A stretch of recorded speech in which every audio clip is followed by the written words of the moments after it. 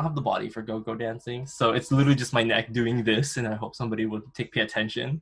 Be like, hey, what do you actually really want in life? Oh, I don't know, a hula hoop.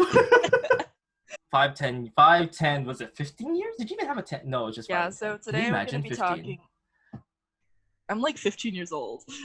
So today we're going to be talking about like our 5-year plan, our 10-year plan, just like maybe a little bit of NI, you know. No, we didn't even introduce anything yet. Oh my goodness. Hi, I'm Jay Choi, and this is my lovely co-host. Your Hellcat from the beach, Nate Rasa.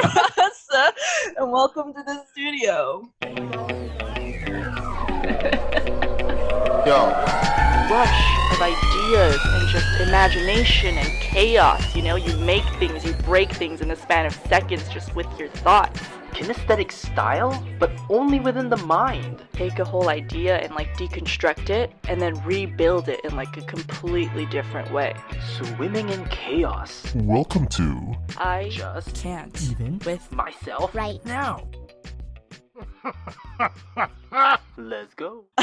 In 10 years, I really hope I'm at a beach somewhere. Like, I want to be able to have this, maybe in 5 years. How about next year? I am right here in the water, just drowning. Yeah, can we have that happening? Because I don't want to, and the thing is do you like not want to be, like, I hate being in the beach that's overpopulated with like too many human bodies everywhere. I mean, I'm from I don't like that. SoCal, so we just, all the beaches are packed. Oh. Unless you know, like the few local known beaches where and people assume that just because I'm from the north and I was like, oh, does nobody go to the beach? We got polar bear swims, like that event where everybody runs into the ice cold water. So you got like a horde survival of penguins. Of the fittest, right? Yeah, well, no one's pretty. Like everyone's not really attractive, so just a bunch of penguins running into the water. That's funny.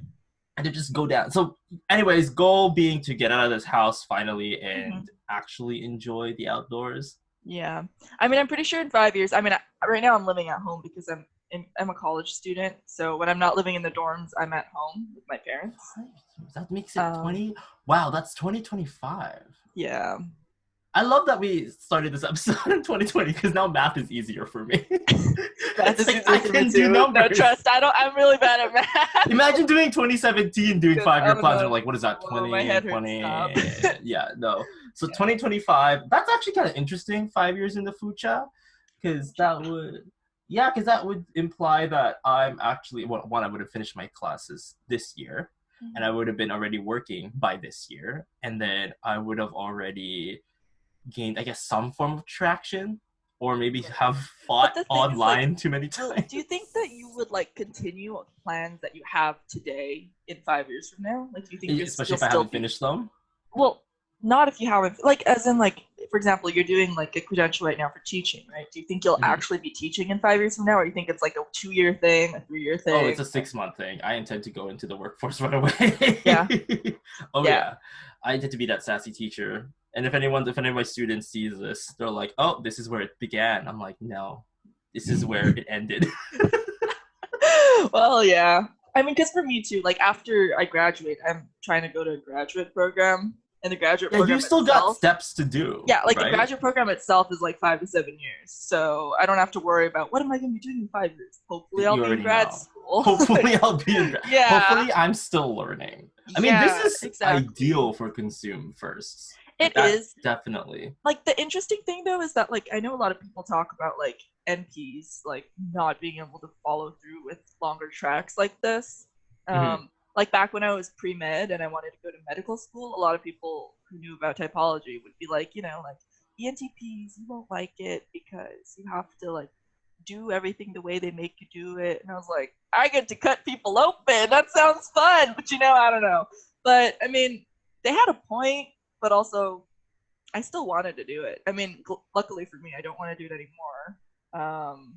I don't think I was particularly passionate for it. I just, honestly, this is a bad reason to go to medicine, but I didn't really know what else to do, and I was interested in science.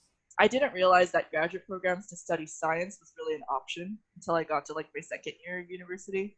Well, that's what they say, too. Like, you take a school, like, you take a course, and you eventually kind of know what you want as you go through it. Because you were taking the med thing, you're like, wait a minute, this isn't actually what I wanted. Right. So, it was like close enough. Like the classes I'm taking are like the same as all my friends. I was like, but how come like the joy is sucked out of learning when you have to worry about getting an A in every single class? Like the moment that I decided I want to go to a graduate program, my professors are like, you know, your GPA actually doesn't really matter as long as it's like above like a certain amount. Like for med school, if you have like below 3.7, it's like good luck. But you know, for like graduate programs, if you have above like a 3.3, it's like okay, cool. You know, did you do research? Yes. Okay, then cool. So after that point, I was able to like actually embrace learning for the sake of learning instead of learning for the sake of my grades. Which I think that's the true NP fashion. Yeah. That's when I had really fun. Consume it. Because my friends are like stressing about the exam. I'm like, dude, isn't the content so cool? And they're like, dude, shut up. Like, we have to get an A. And I'm like, well, I can get a B and it doesn't matter. So I'm like, I want to address the point you mentioned about how NPs are being told that we're kind of have a hard time working in systems and all that stuff. I think us both being EPs, especially with inferior SI. But what's funny is that I believe you and I are kind of okay with the system.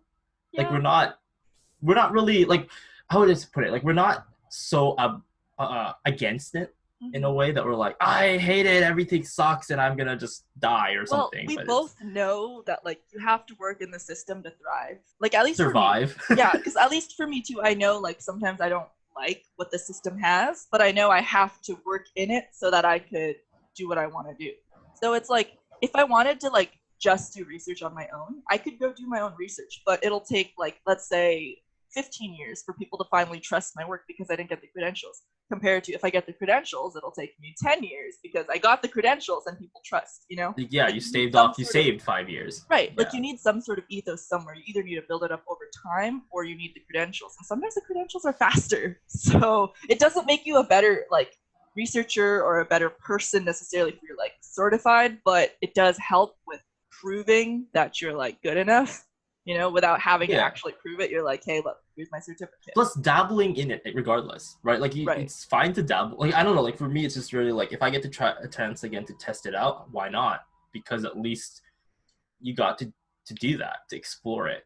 Which I feel is the essence of what it means to be at least an ENP, because that's exactly what we do. But I don't know, sometimes it makes me laugh when I hear people kind of go about with the, oh, but aren't you supposed to be more the anarchist or something? And be like, well, sure, but that's kind of a blanket statement over something that we typically are just normal human beings. Most of us are just boring. Yeah, I agree. Like ENPs can be so boring, honestly. If anything, sometimes it's even more boring because you hear all the crazy ideas they have and then you see an ENP just doing the one thing that their SI was like, well, let's settle this it. This is let's do this. Yeah, like I'm gonna just do this. I mean, okay, so where exactly do you see yourself in 5 years? Let's just like, I don't know, like go all out. Okay, like, I can let loose with my bonds of time, let's say. Well, yeah, I do see myself teaching, especially in a 5-year thing, because if this is something I'm going to pursue, I definitely see myself. Do you want to keep living in the same place that you're at? Like, absolutely or not. Like same area? No, sorry, not same like house. Same area. No, absolutely not. However, is it so high on the list that it bothers me? Not really, because I do have backup plans and alternatives to that that I could live with. Well, where would you want to live 5 years from now? If you could 5 years from now, I do want an apartment. Like I do want like some form of an apartment. Like I'm not really like I want to practice the new philosophies I've been trying to absorb and process, which one of them involving is minimalism. So I want to be able to have like a more functional. I want to borrow ideas from Japanese architecture and Japanese like organizational tactics and strategies where they make everything is so efficient. Yeah, every space is useful. Like that here for. Like I want like a bed that can fold up into the wall, you know. I want that kind of life. But at the same time, I also am realizing that there are actually a side of me that I would say it's very hippie, which I don't know where it's coming from. Like I figured it out over the weekend where I'm like, wow, I actually have figured it out over the weekend. Yeah, like over the weekend, like I'm like I was driving back home and I'm going, wait a minute, I can totally live my life by the river and just call it a night. Like it's just I could set up like a nice RV and just that could be my life.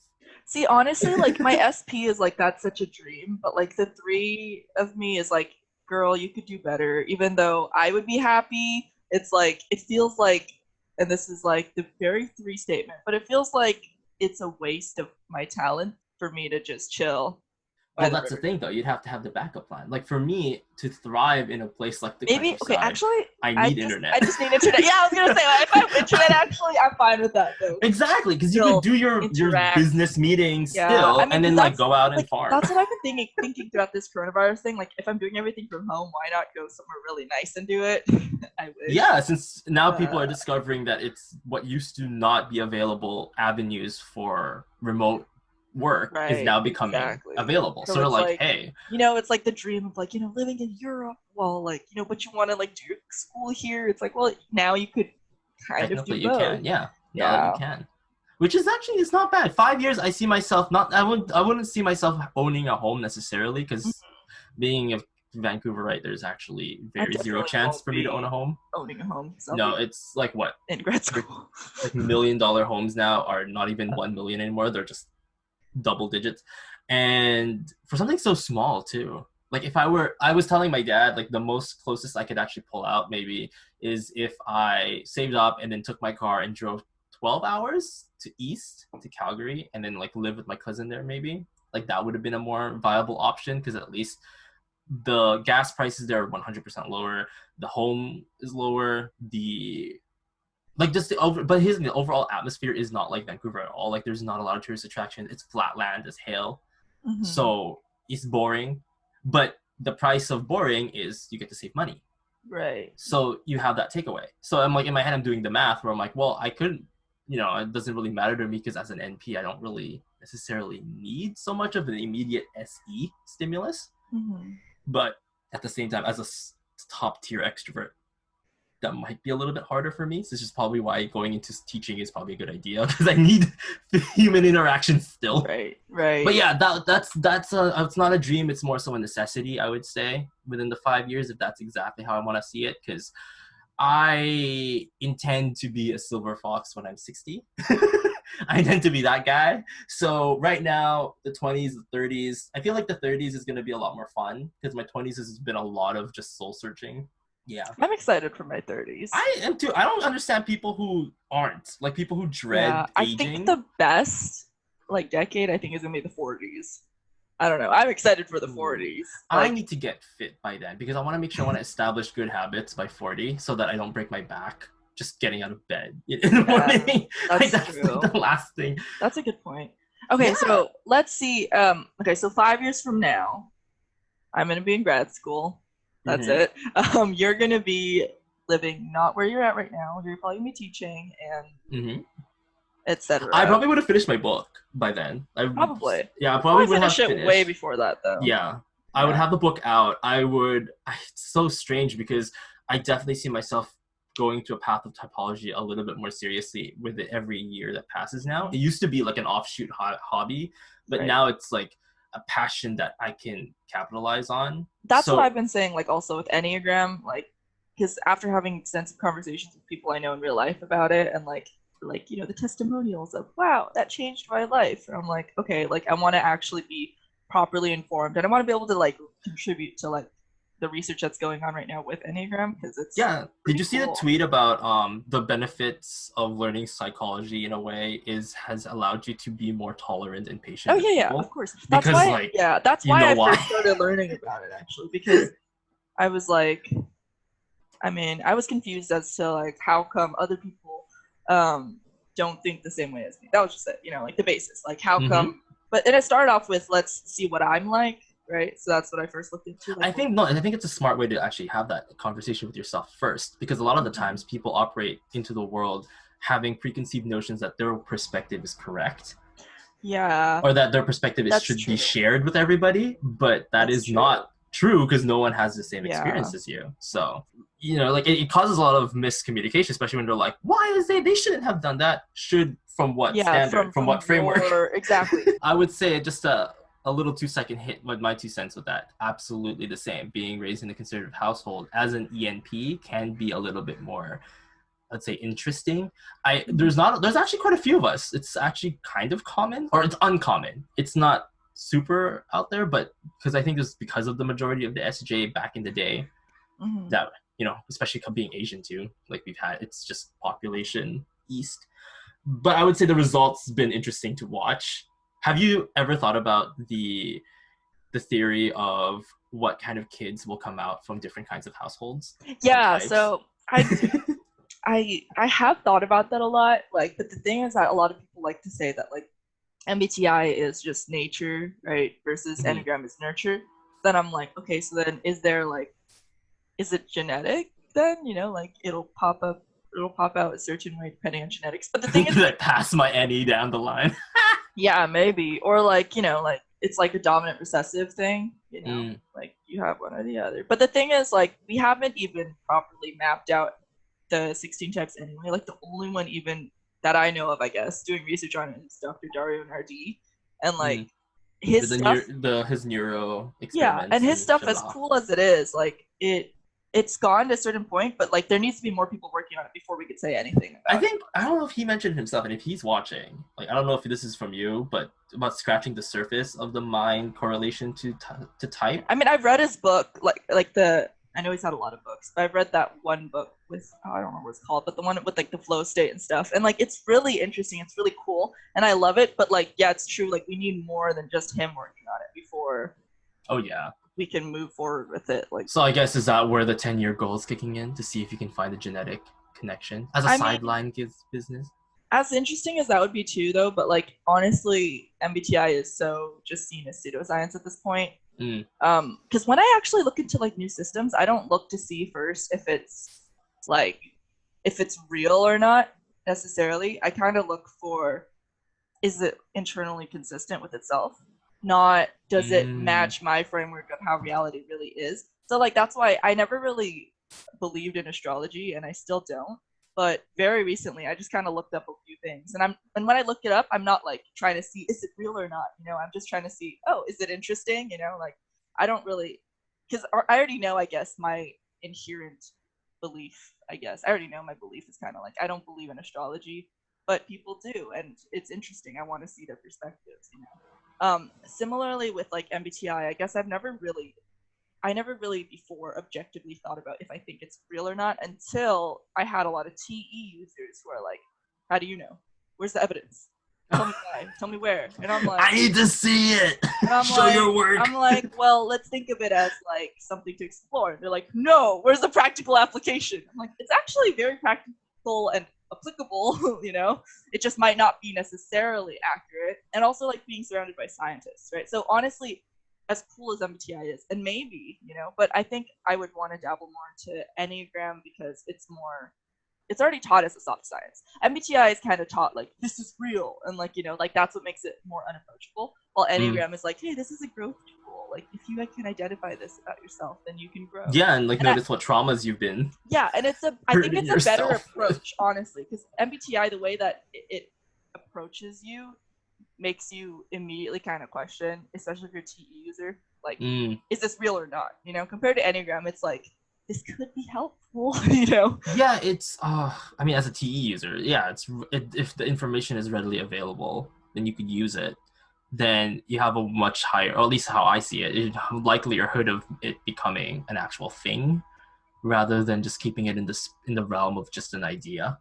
So, because my ENTJ professor, I mean, he's like, I mean, cool, but you know, he's like, what's the point? He's a scientist, you know? He's like, where's your evidence? Like, you know, it's just kind of like, yeah. So I mean, I don't really talk about it much anyway with other people, but also like, I think again, Enneagram is the one that's more approachable. That's funny. Yeah, I agree with that too. But people might expect us to talk about this all day, every day, because we have a show like this. Yeah. But we actually don't. We have real lives outside. Like, this actually doesn't compute to maybe only 20% of our life. Yeah. I mean, the thing that's cool about it is that we get an extra way to talk about things through a different lens. You know, I could talk to you and be like, yo, my ISFP supervisor said, and then you know where it's going, you know, because I've framed it in a certain way. Or like, oh my goodness, this person is an SPSX. Look at what they did. And it's interesting because we can study it like that. But it's not like that is the focus of things. It just provides us an extra framework. Yeah, so I don't walk around and be like, hey everybody, I type people. No, I don't. Yeah, like imagine how awkward that would be if I walk into a room and I'm like, hi guys, can you I'm an ENTP and I can like tell you what type you are. And I'll debate you if you tell me anything. The whole, tell me a little bit about yourself. And I'm like, Do you know to what extent? Do you want me to reveal things about me? Yeah, like do I really want to reveal? And here's the thing, there's no shame with it too, because I'm not actually afraid to even be honest about it. I've actually been really blunt and forthright with a lot of things in life about myself, but it's just something that if I wasn't asked, I wasn't really gonna bother with it. exactly. Because I never talk about it unless someone asks. Yeah, like especially if you run into somebody who just found out about, let's say, the 16 personalities test, and like, oh my goodness, ESFP, I'm totally one, and then you look at them and you're like, really? Okay, whenever people talk about MBTI in public, I actually like withdraw more. I'm like, I'm not gonna like talk to you guys about this, and like maybe one of my friends knows I'm like into it, but then they see me just shrivel up and they're like, okay, never mind, you know? It's so right. It's especially with my friends who are like, oh, Nate's into it, and I'm like, no, I'm not. I'm like, what are you talking about? I am dumb. The I best go straight part like is one time, like my friends got not my friends, they're like acquaintances. They got really into like 16 personalities, and they asked me what type I was, and I was like, I said ENTJ, and they were all like, oh my goodness, I can see it. And I was like, if I said anything, you would have said you see it. Like, honestly, like, they were like, oh my goodness. Actually, my friend, she had her coworkers take a test, and they're all getting their results, and then they were asking her, and she's like, oh, I'm an ESFJ, and that's confirmed because everything about what she does lines up with the theory. So I'm like, no, she's for real, because she used to think that she was an ESFX, like either a P or a J, and like, no, sis, you have a specific placement of everything in your house. It is not P. like let's be real. No. It is not happening. Okay, anyway, we've been recording for a long time and we haven't been talking. Did we actually talk about the 10-year plan? No. What was the 10-year plan? Because you said, you kind of touched on the 10-year plan. Let's see. Okay, in 1 year from now. That's 2030. No, yeah. 2030. Stop. Okay, hold up. Let me walk through it. In 1 year from now, I'm going to graduate from university. I'm going to have graduated. Hopefully, I'm packing to go to grad school. If not, I'm going to link this video a year from now. And then 9 years after that. Yo, I'm going to be like late 30s. I'm gonna be 30. That's insane. That's fun. I'm like gonna look forward into my 40s. I thought about 2030. That's okay. Hold up. Wait. Okay. So in 10 years, I will have finished my grad program. Will probably have finished my postdoc. Okay, I'm either at that point gonna be looking for a job in academia to be a professor, or I'm gonna decide I don't want to be a part of academia. And I'm going to go work for a business company. Or I'm going to keep doing research and not be a professor. Or I might just not even be in science at all. Who knows? It's 10 years from now. 1/3 of my life. In 10 years from now, I really hope I manage to find myself a beat up Volkswagen bus that I can fix up and then travel north or south. You know, that's a very like ENP thing. It is really, but the thing is I also have plans of actually not completely being full hippie. Because I don't want to move away from the fact that I still have a really good functioning tech. Like, I'm keeping all of my things here. So there's still a part of me that isn't really necessarily going to let go of this side of things. However, I do want to be able to have, like, I want to get back on the road is really what I want to do. I want to get back on the road. And if I'm 40 and don't know if my parents are still alive by then, if that does happen, I would definitely sell the house. If my parents are listening, too bad. So sad. You're not there to tell me that anymore. So we're definitely selling the house. I'm definitely selling the car, like one of the other cars, and then I'm gonna get myself a nice, fix it up, and then I think I'm like especially hoping to like be able to have an office in my apartment space. Like nice. Like a 2-bedroom apartment, but only I live there. Yeah. Well, I was gonna get into the whole full mobile gig because everyone's like, is it really that bad? I don't know. There are people who be like, oh, it seems so uncomfortable because a lot of the people I talk to are high SI. They're like, oh, that's so strange to be like, you don't have access to like all kinds of things. I'm like, as long as you have like a toilet and a shower. Yeah. And like a little kitchen in there. And also like to what extent do I actually need some of the comforts in life when really I don't? I'm at the stage where I'm trying to get rid of a lot of things. Also, if you're like a creator, you know, and then like you work from home, then you could go wherever you want. Hopefully, you're earning enough money, so if you want to stay in an Airbnb, you can wherever you want, as long as you can drive there. I mean, I could just park outside of a drive-thru and get their free Wi-Fi. Yeah, that too. So it's a thing. And if somebody is out there, it's like, oh, is that what the RV is doing outside of my drive-thru? The answer is yes. That is exactly what they're doing. Anyway, we'll revisit this topic in a different video because I also have a topic I want to introduce to, but we'll save it for the next one. And we'll see you on our next video. Goodbye. Oh, wait, before you say anything, sound off in the comments. What are your 5-year, 10-year goals? And if you're polar SE, too bad, you have to give us a goal.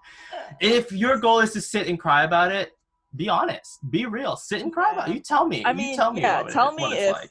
or just tell me you have no idea. Tell us if you have no idea, but also tell us if you wake up in the morning with the existential dread. Okay, but tell me what you would like. Like, what's your ideal? 5 years in the future also is far enough away that you could be like, I'm gonna be this crazy person, because it's, you know, you have time. Like, you could waste 2 years too and then get started. Like, you know. A type 9 told me that there's really no rush. It's a system that's been put before us to make us think that in our 20s we have to be perfect.